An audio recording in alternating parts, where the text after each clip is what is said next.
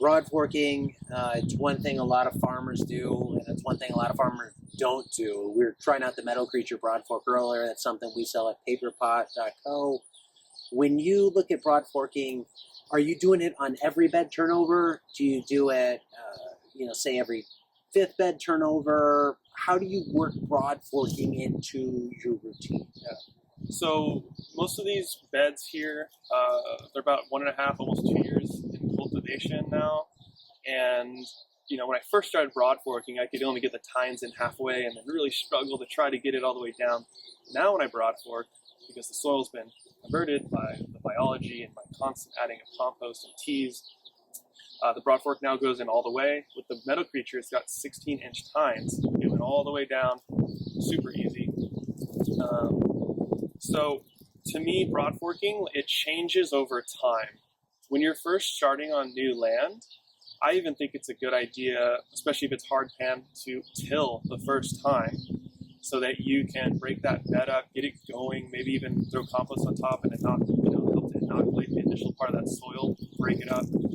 And in those first couple of years of going no-till, it's going to be, because you're waiting for the biology to really convert that soil into better stuff with more organic matter, more nutrient availability.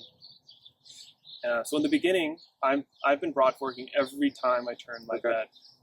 I've got heavy clay soil here, so it can have more of a tendency to be more anaerobic or oxygen free. So by getting that Broadfork in there and cracking it, I'm shoving more oxygen in there, livening up those aerobic oxygen loving microbes, which is what we want for healthy soil. And now that I'm in kind of the second year, I can see myself now in the next year or two, probably I'll back off on the broadforking and maybe it'll just be like a once a year thing, or maybe before like a carrot crop where I want a deeper penetration of the vegetable, things like that. So like my buddy Jared, the no-till beds that we started 6 or 7 years ago, it's so like soft and ridiculous now that he doesn't even really broadfork at all anymore. Yeah, it's interesting to hear that evolution, and it's one thing I don't think people think enough of. They think, well, I buy this tool, I'm going to use it forever, I keep it forever, and it's not the case. I recently talked to Ben Hartman. He talked about the tine rake, and now that he's got his weed pressure under control in his contained greenhouse, he's kind of looking at the tine rake saying, why do I need this anymore? I'm not getting any red sage weeds in here. I'm going to get rid of it. So you start with a broadfork, you get your soil established, maybe then it becomes seasonal, it becomes annual, and you use it as needed versus all the time. Soil health, building soil with the broadfork, the teas, how important has that been to take this backyard into something that can produce crops?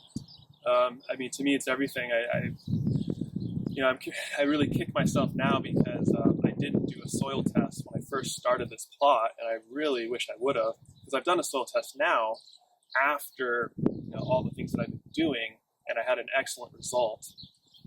It's like almost, for us, 5 or 6% organic matter, all the nutrients are there, all the micronutrients. They even called my soil sandy loam, or loam, but it was not loam when I started here.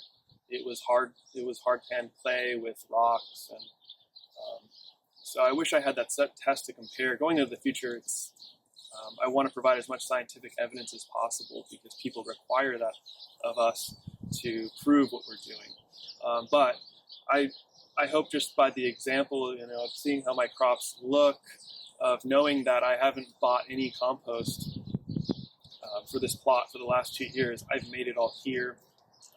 All my other fertility is coming from the teas, worm castings, just natural things.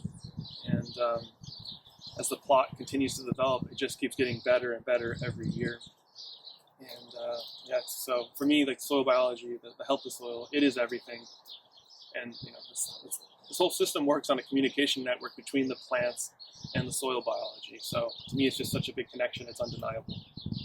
And soil is one thing that we've talked a lot about. You're trying a whole bunch of stuff here this year. You're doing a lot of cool things. You're mixing your chicken bedding with crop residue to make your own compost on site.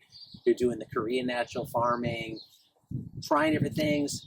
the good thing is you're on YouTube, so people who want to see everything you're trying, learn from you, they can follow you on Instagram, they can follow you on YouTube. What's the best way to find out about Steven on those places? Yeah, so I'm Nature's Always Right on any social media platform.